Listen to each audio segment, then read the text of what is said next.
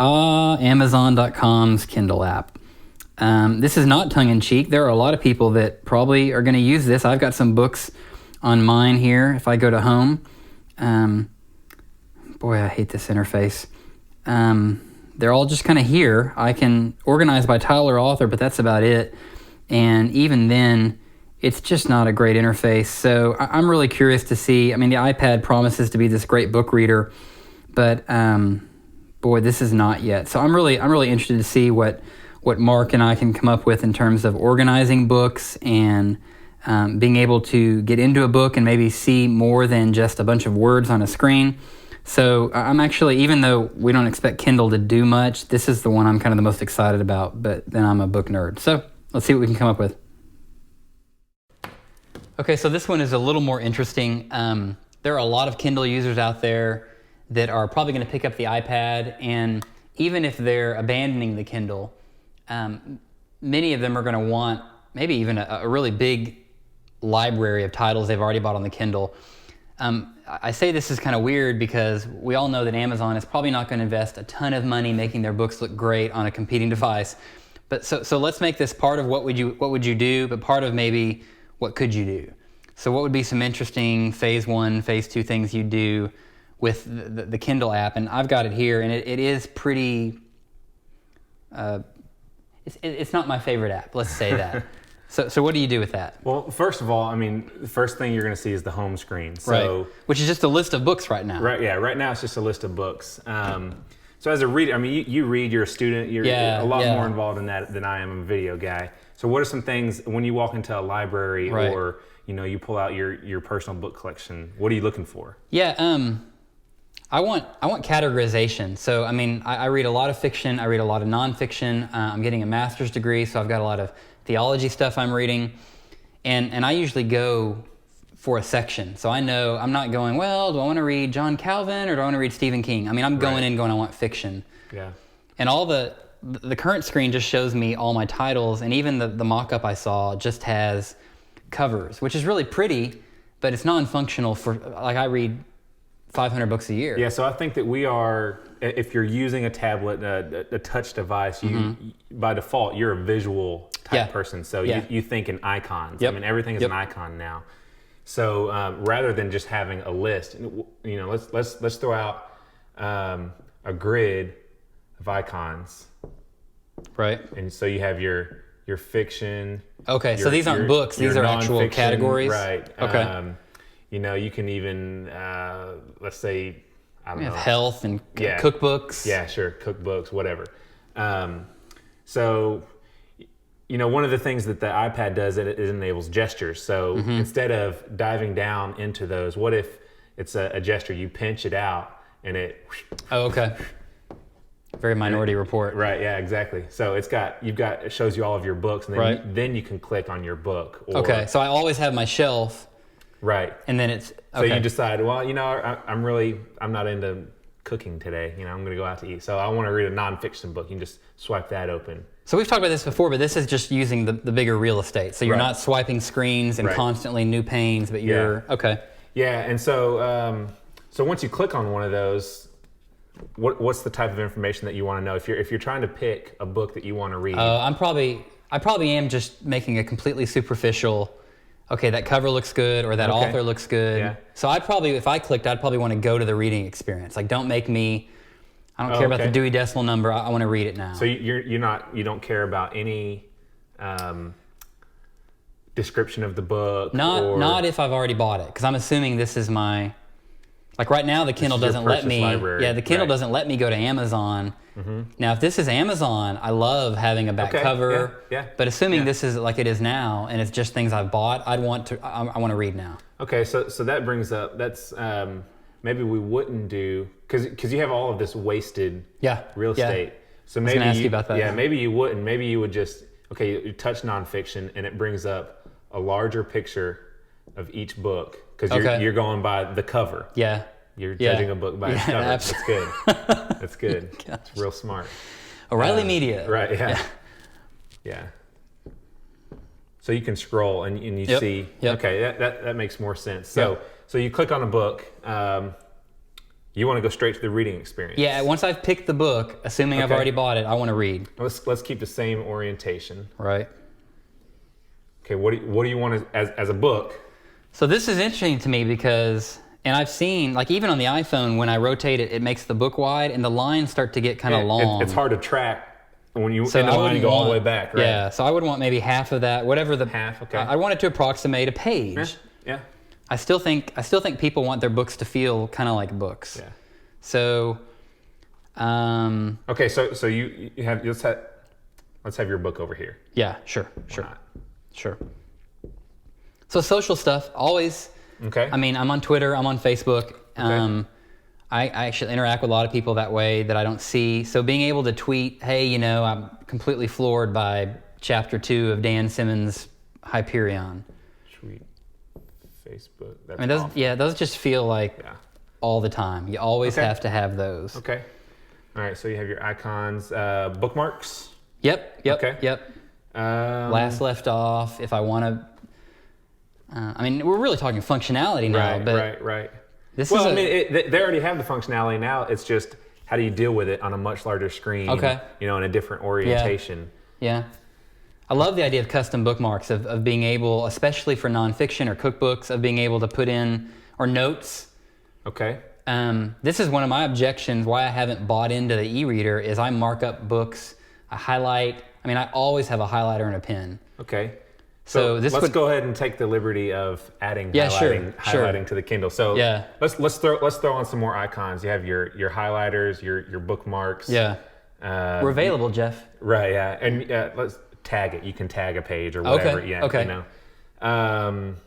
So like tags, like I could say Reformed theology. Right. And I can assemble those and then. Rather than the bookmarks within the book. We're talking. Yeah. Rather than just the bookmark within the book, it pulls up all of your books that have the tag. That's a good idea. That would be nice.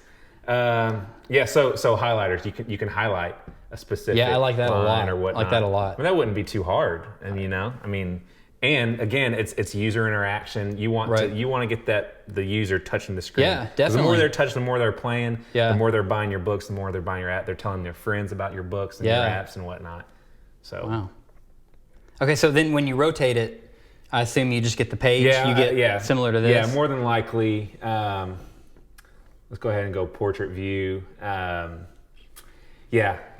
your screen isn't too wide, so you're going to want to fill up. Yeah, that feels like a book. Yeah, but again, I think because there's so much real estate, I think that you also need to incorporate some of these tools, the social stuff, the tagging, the bookmarks. Yeah, and something that the Kindle app doesn't do, which I'm surprised. And again, I guess it does a little bit. If you bring up the menu, so it tells me the name, but I like chapter titles. Most books have on one side they have a chapter title, and the other side they have the title or the author. And as silly as it sounds, if you read a lot, you just forget. So that'd be nice to have, assuming I could hide that. Like I would want to be able to make that go away. By default, I would put it up. Yeah. Simple X. Yeah. Throw it up there. You might even want to put the title up here at the top of the page. It kind of anchors it, and then all of your functionality is down. See, this is interesting because this is radically different, but there's no real magic design. This isn't like if I look at the Wired or the Sports Illustrated demos, it's like, oh my gosh, they're $100,000, but this is pretty. Design-wise, this is pretty basic. Yeah. So I'm curious to see how this will actually look. So I want to see this one mocked up. Yeah, let's take a look. Okay. All right, so we're going to dig into the Kindle app a little bit. I think we decided that the interface was less than ideal. Yeah, not for so great. For the Kindle. Not so great. So let's just take a stab at what we think it should look like. Right. First off, you wanted to see your categories, not a specific bookshelf. book, right? Yeah. So it's very black and white, very Kindle. Sure. So let's say you clicked on sports, and it's going to pull up all of your sports books. You got, your different collection, and you can even, you make it scrollable because you're going to have more than 4 books. Oh, okay. So see, this goes beyond my limited Photoshop, but you're actually working with some of the user interface, not just, I guess, the visual design, but how it functions. Right, yeah. As a designer, you really, or even a developer, you need to be thinking about user experience, not just functionality, but what's it going to be like for a user to actually use your app. Right. So, So what about here? I mean, this is kind of a weird, I guess there could be more categories, but... Yeah, you can have more categories. I probably wouldn't. I'd make this a window, put a window here, and you can even make this, your recent books. So the last 4 that you've read, so you're not having to dig down into categories to go to your books, but no matter the category, just your last 4 books read. So it seems like part of the whole iPad design is filling space, but not just being silly with it. I mean, not putting a big Amazon.com ad or something. I guess you could, but trying to make it all usable. Yeah, you just got to keep the user in mind, and usually if you keep the user in mind, you'll make pretty good decisions. Right. So then when I click on a book, what is the interface? Yeah, so you want to go straight to the reading. Yep. So let's clear this. You've clicked on Ultra Marathon Man. Okay, this is just the text. Yep, just the text. Okay. So I guess that's probably maybe a little bit bigger. Font size not bigger, but I guess you can see more of the page, but other than that, that's pretty straightforward. Yep, pretty straightforward. We wanted to add some social integration all within the same screen. You don't have to click away to tweet something. Right. Notes would be a nice function. You have real estate to be... And how did you decide, and we talked about this on the board too, why to put the text on the right? It feels right, but I'm curious if there was... It feels right. Whenever I scroll, I more than likely want to be scrolling with my right hand. I don't want to have to reach across, Okay. Again, that makes a lot of sense. Again, it just felt right. It makes a lot of sense. I'd like to see some notes functionality. You can even add in... I really want those. You can even add in kind of references. Okay. Like I see this in emails a lot. People are doing this now. Yeah. Can we go out of the black and white? I'm dying here. Yeah. Give me some iPad Flash. Yeah, and that's another thing. You want to be able for these to be easily recognizable. So add some color to it. So while scanning the page, you can see that one. Right. And click on it. And this dude really ran 50 marathons, 50 days. Whatever note that you've tagged that with. That's a big deal. Yeah. That's a big deal. That's another thing. Some different reading tools, so you can search for specific text or chapters, whatnot. Information about the book, about the author, kind of a back cover. Yeah, we talked about that. Yeah. Right. Yeah. Highlighting, just all of your different tools, tagging and bookmarks. Right. So highlighting would be. So that presumably would highlight some line in a yellow background or whatever. Yeah. Sure. Color highlighter I wanted, I guess. Yeah. It'd be nice if you could pick your color if you have some aversion to yellow. Right. Now this is interesting because here there is white space, but it doesn't feel quite so much like it's missing like it did on that opening page. Yeah, probably. You don't want this too cluttered because you want the focus to be on the text. So if you have clutter over here, it would probably be distracting. So you might just space it out a little bit different. Another thing too, this is kind of bland. Yeah, it's Kindle. Right. Yeah. Which I mean, it's bland just because of the device, not because it has to be. Yeah. You might want to add in some colors. Let's just make it a red. Sure. And so this is not, like what strikes me here is this is not trivial in the sense of, this is just eye candy, but this matters. This stuff really, I think as a developer, I'm much more prone to worry about, the usability of the scroll bar over something like this. Copy layer style. Yeah, it's really worth it to go through the effort to make a Photoshop mock-up. So you're not going in and coding blind and developing blind. It's so simple to just see how things look in Photoshop beforehand and then be able to code to a plan. It's a blueprint. So how long did it take you to do this? Obviously you're experienced in Photoshop, but this probably took me 30 minutes. So even as a rough mock-up, 30 so even minutes. if it took an hour and a half, that's a lot of coding time. Because then I'm just dropping in my code for this. This is new, but all the same. Yeah. Okay, that works. That certainly is a big improvement, but still feels. I think that's what is interesting to me is it still feels like the app. Like it doesn't feel like we reinvented from scratch. Yeah. It just is maybe rearranged. So a couple of takeaways on the Kindle. First and foremost, and this shouldn't be any real revelation to you, you're on the iPad, use color. So even though we've got the black and white here as kind of a cautionary tale, that's not the way to go. Second, a lot of our time here was figuring out what went into empty spaces. So we laid out the page and put the text in, which was obviously the focus of a book reader.